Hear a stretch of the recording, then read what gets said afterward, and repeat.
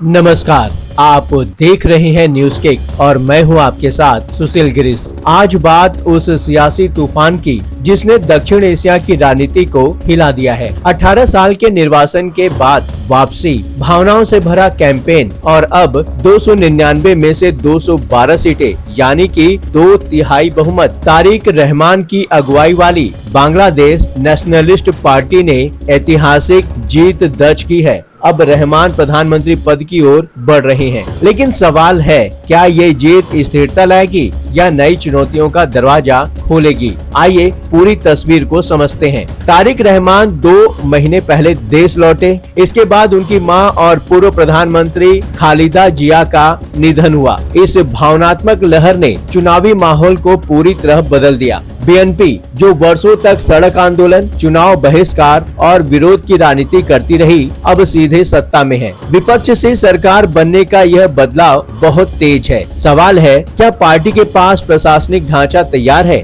क्या जमीनी स्तर पर शासन संभालने की तैयारी पूरी है? बहुमत मिल गया, लेकिन सिस्टम चलाना चुनाव जीतने से कहीं ज्यादा मुश्किल होता है। अवामी लीग अभी भी बांग्लादेश में मजबूत सामाजिक और प्रशासनिक जड़ें रखती है। कई लोगों ने बीएनपी को वोट दिया, लेकिन बदले की राजनीति का डर भी है। पिछले दौर में लीग नेताओं पर हमले, ऐतिहासिक प्रतीकों को नुकसान, इन घटनाओं ने माहौल संवेदनशील बना दिया है। अगर रहमान समावेशी रुख नहीं अपनाते तो सड़कों पर टकराव बढ़ सकता है। बीएनपी का कैडर नेटवर्क भी पिछले वर्षों में कमजोर हुआ है। उसे फिर से खड़ा करना पहली चुनौती होगी। बीएनपी का पूरा गठबंधन जमात-ए-इस्लामी बांग्लादेश से रहा है। इस बार जमात ने 60 से 70 सीटें जीती, यानी संसद में मजबूत उपस्थिति। लेकिन यही सबसे बड़ा संतुलन परीक्षण है। अगर दूरी बनाते हैं तो वोट बैंक नाराज, अगर नजदीकी बढ़ाते हैं तो अंतर्राष्ट्रीय दबाव और अल्पसंख्यकों खासकर हिंदू समुदाय की सुरक्षा पर सवाल। 1971 के युद्ध अपराधों की छाया अभी भी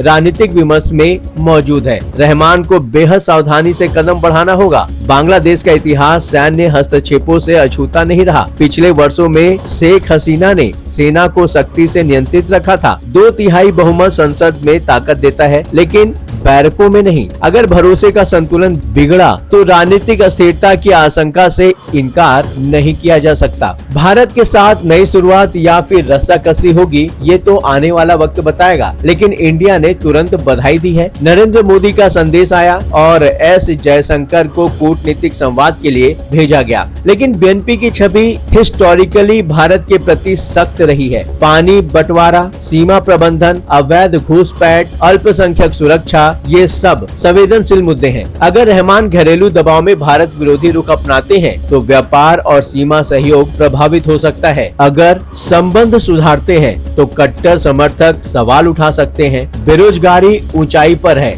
आर्थिक तूफान बना हुआ है। आरएमजी यानी कि रेडीमेड गारमेंट सेक्टर जो बांग्लादेश की अर्थव्यवस्था की रीढ़ है, दबाव में है। विदेशी मुद्रा भंडार कम है, महंगाई तेज है। युवा मतदाताओं ने बदलाव के नाम पर बीएनपी को चुना। अगर नौकरियां और आर्थिक राहत नहीं मिली तो यही युवा सड़कों पर उतर सकते हैं। बहुमत नाराजगी नहीं रोकता, प्रदर्शन और असंतोष संसद से बाहर जन्म लेते हैं। तारिक रहमान पर भ्रष्टाचार के आरोप पहले भी लगे हैं। लंबा निर्वासन, पारिवारिक विरासत और अब सीधा प्रधानमंत्री पद। आज का बांग्लादेश डिजिटल है। युवा वर्ग सोशल मीडिया पर सक्रिय है। सिर्फ विरासत नहीं, विजन चाहिए। पार्टी के भीतर गुटबाजी, मीडिया दबाव और विदेश नीति, चीन, पाकिस्तान, खाड़ी देशों के साथ संतुलन, सब उनकी परीक्षा लेंगे। करीब 60% समर्थन से जुलाई चार्टर पास हुआ है। 2 स्तरीय संसद, लोकसभा, राज्यसभा जैसी संरचना का प्रस्ताव, प्रधानमंत्री के अधिकार सीमित करने और युवा भागीदारी बढ़ाने की बात। एक हाई पावर कमेटी बनेगी। अगर संरचनात्मक बदलाव लागू होते हैं तो रहमान को खुद अपनी शक्तियों में कटौती का सामना